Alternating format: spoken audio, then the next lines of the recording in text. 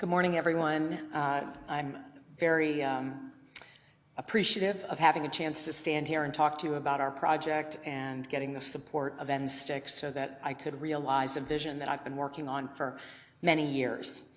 So Privo the name of the company is Privacy Vaults Online. Many years ago, we thought that it would be a new banking approach, bank your information and manage the dissemination of that with a special focus on children. I think what's important is to put some background to all of this. So a lot of words on the slide, but children are on the internet now at, what, 2? Somebody raise a hand that has a child under the age of 5 or a grandchild. There we go.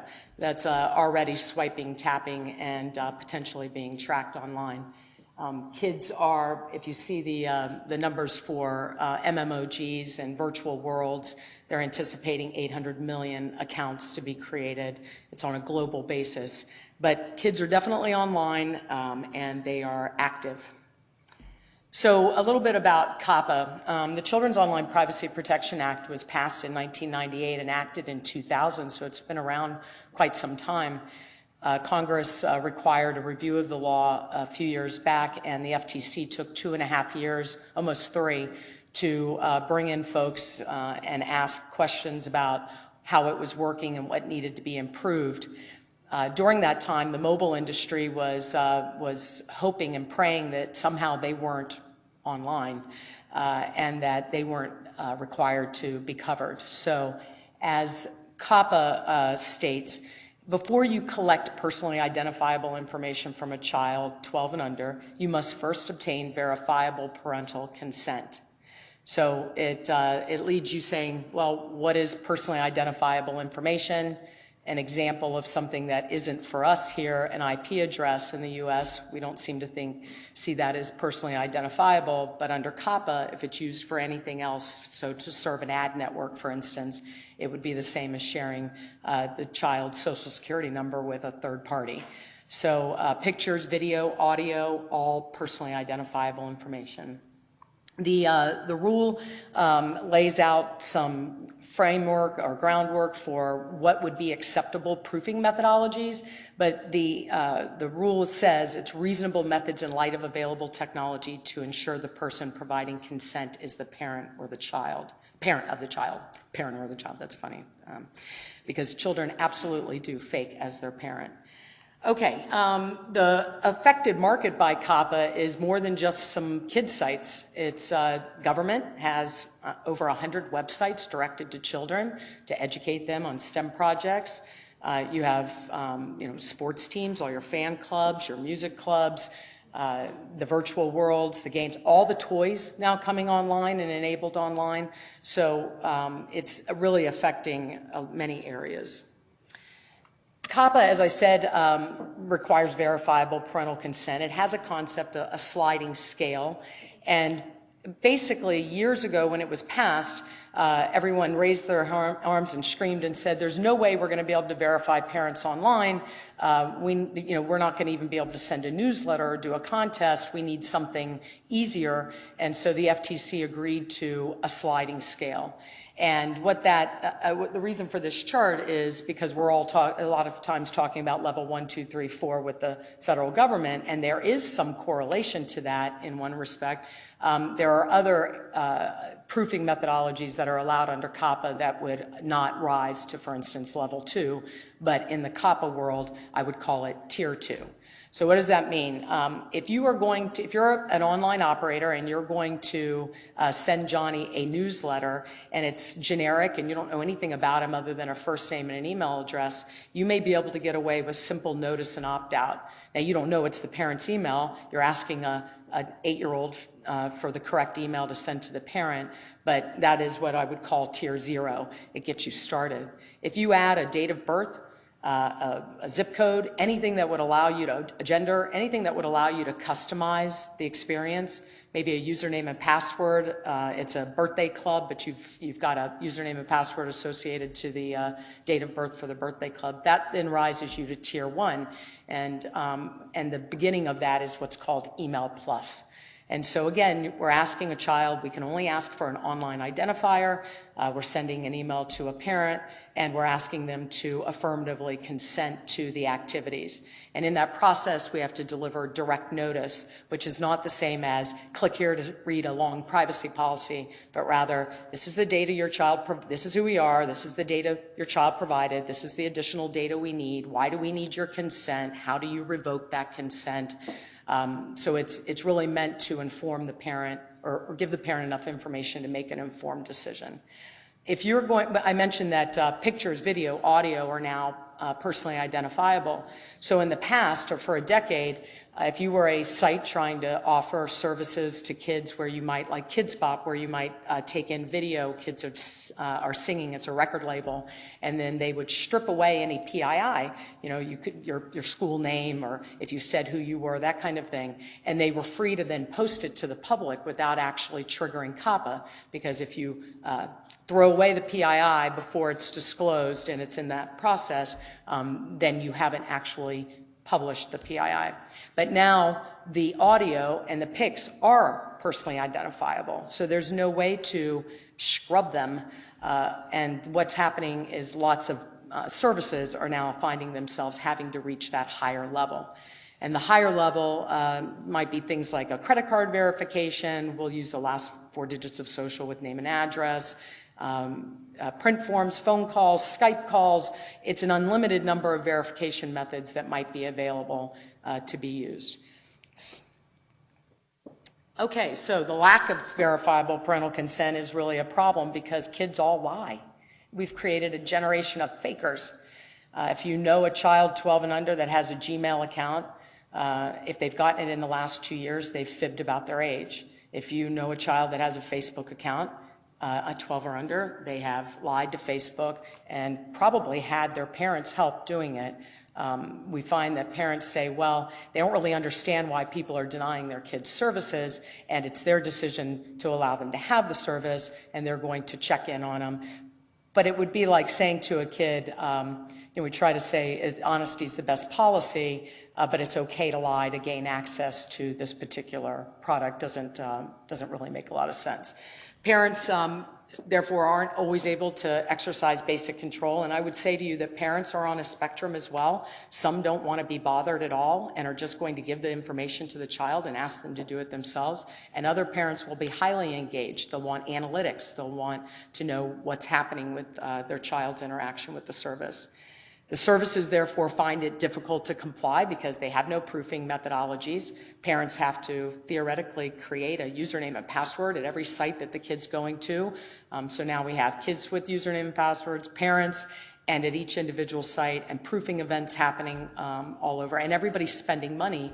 And in the kids space, you don't really have an extra quarter or 50 cents just to send a child you know, something related to a contest or a campaign. So the existing methods that are out there are very siloed, and organizations are having tremendous problem getting parents through the process. So they have big drop-off, lots of drop-off. So we try to ease the compliance. Privo is a neutral third party, a safe harbor with the Federal Trade Commission. So we spent the years since 2004 doing a lot of consultation and certification of companies as it relates to COPPA. We are hoping to solve the problem, though, by actually delivering parental consent at internet scale, offering kids a kid credential that's linked to the parent so that they don't have to provide a parent email when they register on a site, or their device might already be registered as a child, so it's directly linked to the parent. Helping the parents engage and understand what they're doing better, and then delivering the services with something that they can rely upon and not get themselves in trouble. This is one area where trust marks are happening in the COPPA space. There's nothing fancy about them. They're little images with a click to verify, so I'm really eager to see what's happening with the other pilot and to hopefully make our trust mark better. Overview of the, somebody yesterday said, everybody's got a hub. Well, we have a hub. We have a Privo hub, a parent hub, and our hub will house all the services. So we handle registration, authentication, authorization, identity proofing, and then allow the parent to manage the account. What we are attempting to do, because we have been in the business, doing it at a low level for one relying party at a time. What we are attempting to do is make this very configurable. If you have no interest in using the registration services, you can still use the authorization for the parental consent piece and handle your own kid account, but maybe you don't need a parent account in your database. A lot of these companies don't have that dual setup that way. We are building a parent hub where they can come and enroll, verify once, and authorize across the Global Kid Network. We intend to make those consent services that happen in the hub available in any parent hub that exists. So as parents are logging on to put money on the kid's card for school lunch, that should be a place where they can click to consent to the subset of organizations that maybe the school would want to make available. If you're parental controls with one of the big platforms, or if you are parental controls for filtering technology, and you have a parent account, then this would be an opportunity for you to extend those protections and actually go out to processing the consent that's necessary. So as an example, if you turned a filter on, you wouldn't block the NFL, right? Why would you block the NFL? They seem perfectly reasonable for kids. But once the kid gets to an NFL site, like one of ours, the Houston Texans, and says, I want to register for the kids club, well, now mom has to re-engage, authorize that transaction. So why not have a way to do that? If she's taken the time to have a filter, allow her to manage the consent on the front end. The Minors Trust Framework is, to this point, we've used COPPA as our framework. Right? It tells us what we can collect, how long we can keep it, what order, what we have to secure, all of that. But there's a lot of best practices around dealing with kids, and COPPA is a U.S. law. Interestingly enough, the U.S. has always been behind in privacy, but in kids' privacy, we jumped ahead early. So the rest of the world is trying to copycat our COPPA, and most of the big organizations are using it as just their global framework. So this is a global issue. If you are a foreign company and you're doing business with U.S. kids, then you must follow COPPA. If you're for the U.S. kids, if you're a U.S. company doing business abroad, you're supposed to provide COPPA protection to all children.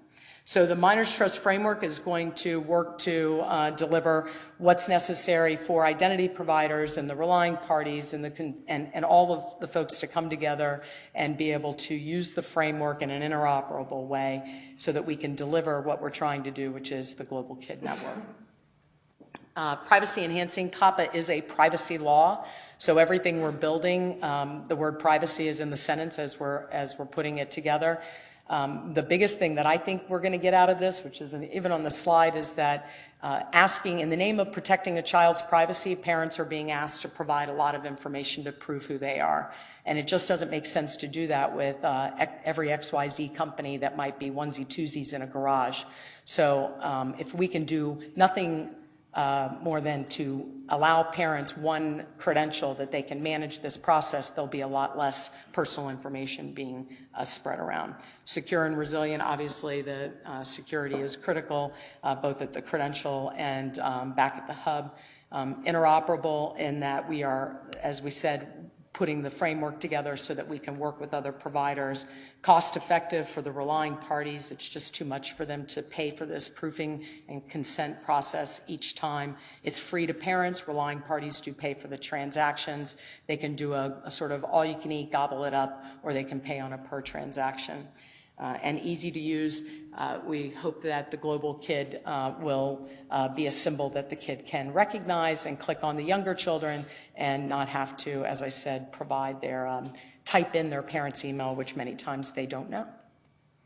So the work that we have in front of us is to improve our current service and systems, get it in line with NSTIC, get the Minors Trust Framework built, or published, I should say, and to educate. And that's a big task for one company. to handle. So we have a call to action asking that anybody who's interested in joining our campaign, our privacy campaign, it starts with the first click, sort of a did you know, because parents don't know. They don't understand what's happening and why they're being asked to engage. So we think education is going to be really critical. So the system upgrades are happening now. We've been steady moving in this direction. The NSTIC grant is accelerating our ability to get there.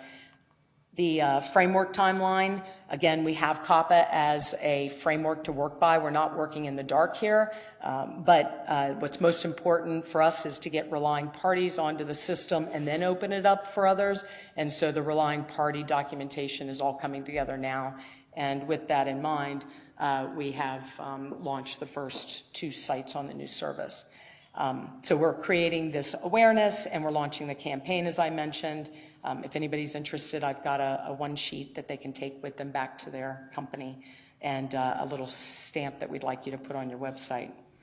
So here's the big one. We've signed up to deliver 1 million kid credentials by September and 10 million in the second year, which means that we can't do it all on our own. Distribution is going to be critical. So if you are a potential distribution partner and you want to do something to help parents and kids better navigate the web, please come and see us.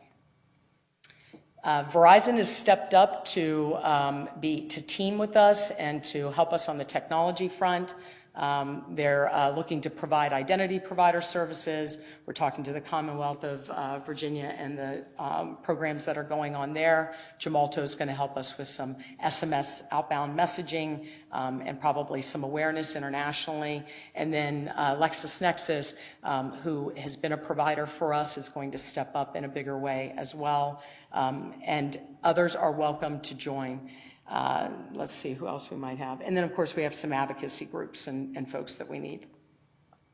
This is a short list of the clients that we have on the existing systems, and the first 2 that we've moved into the new Privo hub are the Houston Texans, the kids club that I just mentioned.